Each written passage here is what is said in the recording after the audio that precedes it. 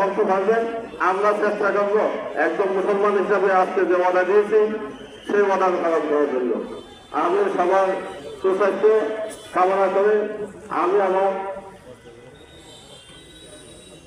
আর যদি উনি কোন চলার পথে যেহেতু বাইরে আসছেন চলার পথে আপনার ব্যবহার যদি কষ্ট দিয়ে থাকে আমি আপনাদের কাছে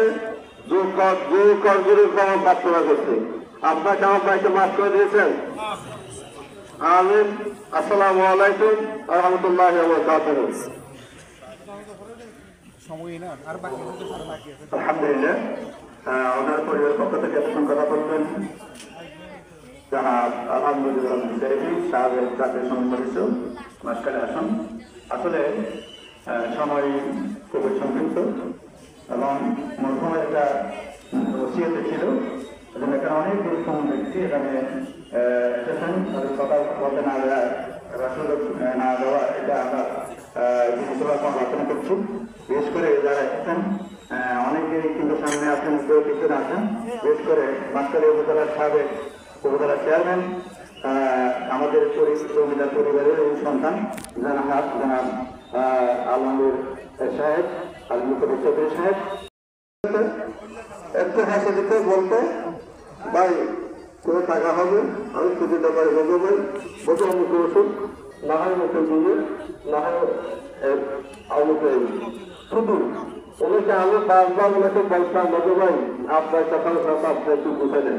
উনি সবসময় বলতো ভাই আল্লাহ আছে ইনশাআল্লাহ সমস্যা হবে না। আজকে আমার ভাই আমাদের থেকে চলে গেছেন, আমাদের চলে যেতে হবে।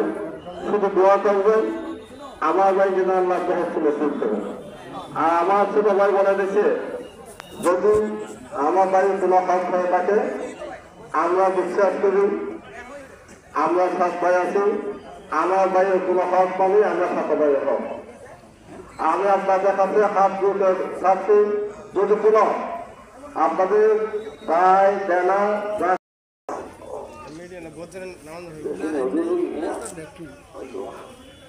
মানুষ অপেক্ষা আরো দূরত্ব আইব তো এখন দাস স্থানীয়তা সরদে এখন দুনিয়া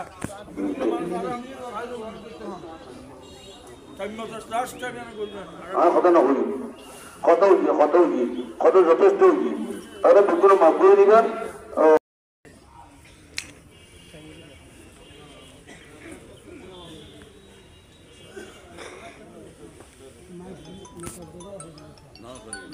দিয়ে তো